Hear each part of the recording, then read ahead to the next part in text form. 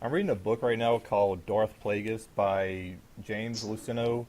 It's basically a Star Wars book, like having to do with the Force and like specifically the dark side of the Force.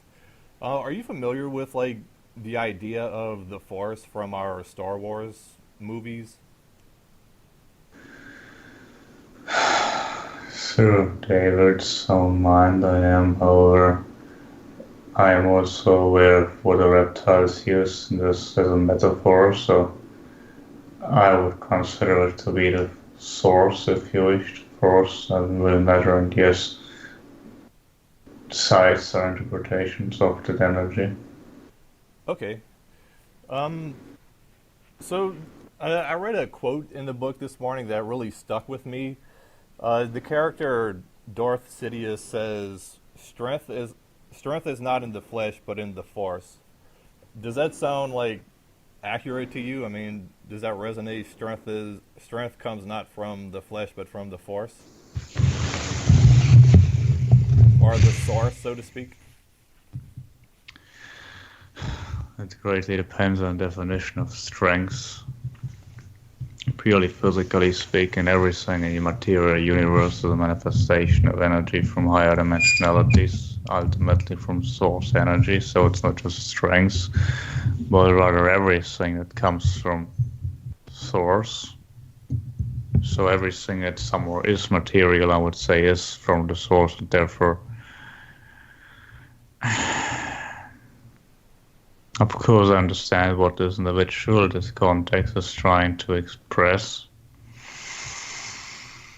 What he's referring to, it might seem from such an entity as a darker statement is quite neutral from what I would say, simply the statement that everything that manifests in the physically originally comes from the non-physically, if you take into consideration the idea of time as this person apparently experiences in such a context, because the flesh is nothing but a manifestation of energy. Okay. And like I said, the book it deals a lot with like specifically the dark side of the Force, and there are characters who are Sith lords, and they kind of operate from the shadows and operate in secret, and they're trying to take over the galaxy. Is this pretty much how like the so-called Illuminati, like how they work? I mean, are they basically just like the Sith?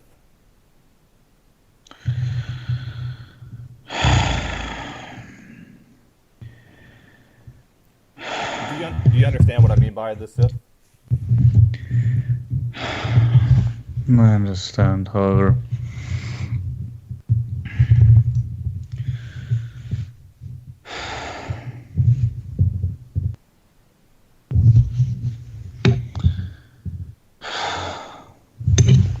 Well, it is more than one fold. There are your secret groupings and your bladders of many origins, many purposes. It's perhaps an oversimplification more than you have in this modern mythology that you call a fantasy tale, and there are your Sith lords who probably look some but not look at themselves in such a manner what you consider perhaps a black arts or dark magic, whatever is now used by numerous groupings. So I would not say that they're exactly like this, as there are many of them are simply more economically motivated, not necessarily energetically. Okay. So they're perhaps somewhere between the cliche idea of your rich banking families and what you might consider a Sith Lord, but then again also some other things. Okay. You said before that the real life version of the Force from Star Wars is basically source energy. Uh, is is there any real life version of the Jedi Order within the Galactic Federation or whatever? Meaning, like a group of people who try to maintain peace and justice throughout the universe, kind of like the Jedi, and who get their strength and power like from harnessing the light side of source energy rather than like traditional military power. I don't like to divide what you would call the Force in lighter or darker. The only reason I've used this, and I am using this particular reference, because many people that are willing to talk to beings such as myself, I'm aware, influenced by your entertainment industry, which we talked about just previously, which again is also written with false information, sometimes mixed with some truthful tidbits, and the idea here being that of course there is something like the Force or the Source or whatever word you like to use, or God, or if you will, and that you can tune into at all times. And of course there are beings that do so out here in the cosmos doing different things with it. It's not like your Jedi order is based on something literal, or a Sith order. There are entities out here that you would strongly be reminded of, your so-called Sith or Jedi, yes, however, not that they dress that way or that they have similar rituals or that they travel around. But they're people that you would consider perhaps intergalactic police force of a more military nature, where it's not like they're pulling their power purely from a source, but yes, they're beings of a military nature. Those some of them affiliate with darker and lighter factions that you can then put such labels on if you want to, that you know from those ideas that you have from your entertainment industry, which might be loosely based telepathically on something out here, or a fantasy. But then again, there's really no such thing as an imagination of something that doesn't somewhere exist in one way or the other. However, my main question being, yes, there are entities that are policing certain factions, not the entire universe or anything, but certain factions where they restore or uphold what they consider order, but they're also conflicting with each other. They're like military police. They're also conflicting about what they consider such. And then, of course, you have those factions, if you want to call them light or dark, that have different ideas of how exactly those governance should be implemented. And you have those that are what you might call criminals or pirates or something, that don't care about right or wrong. They just want to establish something for themselves individually, perhaps more like your, well, I'm using another reference, your capitalist economy, for example, where one against all. Yeah, there's one person doesn't care much about what's right or wrong, and just wants the best for themselves. And then you have other factions that are more collectivist, that have more the idea, perhaps like your fascist or communist system, that both have the idea that there should be a rule for all, that everybody adheres to, but they have conflicting ideas about what that rule should be, and they try to impose it on others, as well as each other, and therefore you have many different conflicting factions. If you want to relate this to those science fiction ideas that you're thinking of, you can, but it's not like it's literally the same thing. But I understand what you're coming from and what you're referring to. Okay. Um, so like one ability of the Jedi in Star Wars is that they're able to move stuff around with their mind, like through what we call telekinesis. And I know like a lot of higher evolved races are able to do this. But like, can you explain basically how this works? I mean, like, I don't know, are they using source energy, or like how do they move stuff with their mind? From what I'm aware, reptiles have touched upon this previously, so I'd like to share here is mainly their idea what they are, or who is, but in general, anybody who does this changes the attributes, the coordinates of a certain object, and therefore it's not necessarily appearing somewhere else. It's more like the attributes are changed, and therefore the location is different because, well, I can't really use better terms because there are simply none in your language. But the coordinates of something are changed, and therefore it simply appears in another you consider location. Okay. Can you personally like move stuff with your mind? Yes, however, we have also progressed to a degree where we don't necessarily need to move objects from the physical plane. It's possible, but you can also just manifest objects. But then again, you don't really manifest an object out of what you call thin air. It's also being teleported, but from another dimensionality. Okay. Um, Now, like throughout the Star Wars movies, like there's this common goal of the Jedi, like where they talk about bringing balance to the Force by destroying the Sith and like the Sith practice the dark side of the Force, and so like the idea is if they destroy the Sith, they'll destroy the dark side, and then there'll be balance throughout the whole universe. Which, like, to me, like, even whenever I first saw the movies, like, that didn't really make sense because if you destroy the dark side, then like you're just gonna have a huge imbalance of light side energy. And I know like you and Kalask have both talked about how there's like I don't know, there's some rule of the universe where there has to always be a balance of light and dark side energy. But can you explain in general like why it has to be this way? I mean, why can't it all be light or all be dark? A simple concept of all is one. It's not so much the ideas, suppose what like many crews on your planet would like to misinterpret or just interpret in their own. The idea is not that all people are the same, but the idea everything is interconnected, and therefore if you change something somewhere, then there needs to be the opposite change somewhere else. Like when you have a full glass of water, but you decide that you want to shove a physical object in there, like a cork or a pen, and then obviously the water needs to that's then therefore being shoved out of the glass. It can't disappear. It's still there. It's just outside of the glass now. Same with light or dark. If you try to shove light into a place that's dark, and the darkness goes away, but it doesn't stop existing. It's just somewhere else then. And in your current universe, you are usually dividing energy in light and dark in your lower dimensionality at least. So therefore, you're not going to move energy as dark or as light from a certain area without it reappearing somewhere else. It's not like somebody made that rule and just makes sure that there doesn't any change happen. It is simply a physical rule. The same way as the law of gravity on your planet is the rule of the day in a third dimension at least. So therefore, you don't have to divide energy in light and dark. Anything is really both on some level. It's just up to your definition on what you like to attribute to it. Okay.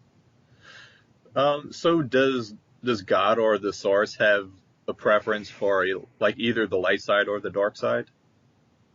God or source is literally the definition of an equivalent amount of both. Okay. It is both light and dark at the same time, or God is the devil if you wish. Okay. Um, Now, like a while back, I mentioned a Star Wars book that I had read named Darth Plagueis, and like there's one part where like the Sith Lord Darth Plagueis is talking to his apprentice, and he tells him, "quote The lives of most beings are of small consequence. The Jedi have failed to understand this. They are so busy saving lives and striving to keep the powers of the Force in balance that they have lost sight of the fact that sentient life is meant to evolve, not simply languish in contented stasis." And like, there's a lot more to it. He talks for like a long time, but basically, like, his argument is that the Jedi want the galaxy to simply exist in peace and harmony and light and love, but that this causes life to remain unchanging and become stagnant, and the only way for life to evolve is with war and conflict, which like the Sith see as their mission, or one of their missions anyway. Um, like, first of all, do you agree that life can only evolve with war and conflict? First and foremost, yes, as an idea, there's only evolutions of conflict, but obviously, if you have an overabundance of conflict, then you end up destroying what there is to be evolved. Like, for example, if you push a certain weight when you're working out your body, and then you can get stronger. However, when you push so much that you cannot hold it up and it comes down and crushes you, then you have not accomplished anything in the regard of growth. You have destroyed your body to a degree that it can no longer function properly, so you achieve the opposite. So it's also there a point of balance, how much strife and conflict is necessary and how much is too much. And from a higher perspective, crews that in this particular hypothetical scenario you're calling Sith or Jedi are simply also part of that balance. If one could not exist without the other, and if one would stop doing what they're doing, then the other one would have to. They might succeed very quickly or dominate the other one, but then they themselves would fall apart again, because this whole duality is part of the lower dimensionality, and you cannot supersede it by pretending that you understand the lesson. You have to go through the lesson, and it involves indeed always some form of conflict and strife between two different or even multifaceted units. Okay.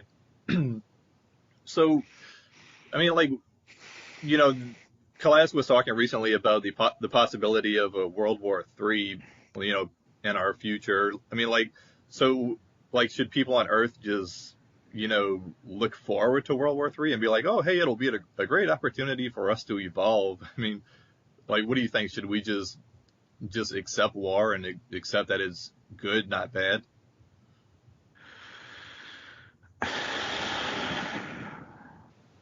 There's a lot of different facets to it in general. The more you accept conflict in any situation, the less it is necessary. Like, for example, also your corona crisis reduced the necessity for a lot of conflict, but now due to your racial uprising, that's more or less back to what you consider the beginning of the year or end of last year in terms of frequency. Again, from my vantage point, it's the same moment. It's just what happened in the meantime. You experienced the time, but the frequency, you're again at the same idea. And yes, it's in general the concept, if you accept the conflict as being part of life, it's unnecessary. Of course, if all human life on this planet would be destroyed, for your species, that would be the end. But in the general cosmos, that would not be that much of a difference. It's not that I wish for such, however. You also remember there's an overpopulation of your species. You often consider an overpopulation of many species on your planet to be a plague. And it's not really incorrect in the idea your current virus is also to some degree a plague. However, your species for many others is also a plague. Many entities on your planet consider humans a plague, not consciously, but the way they interact with your species. Therefore, a reduction of numbers of humans on your planet can be beneficial.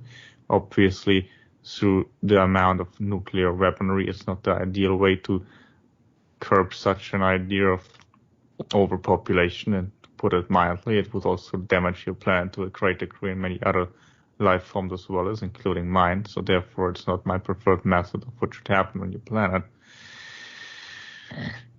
Also, in terms of your species, obviously not the ideal way. Even if there would be a reduction of numbers, there could be a much more less destructive method. However, energetically speaking, you are just chosen this path, and there's not much I can say about it. Otherwise, again, it also comes back to what I shared earlier about your media entertainment industry, which is also instigating people to a great degree, and I do not see a realistic option that will change in the future.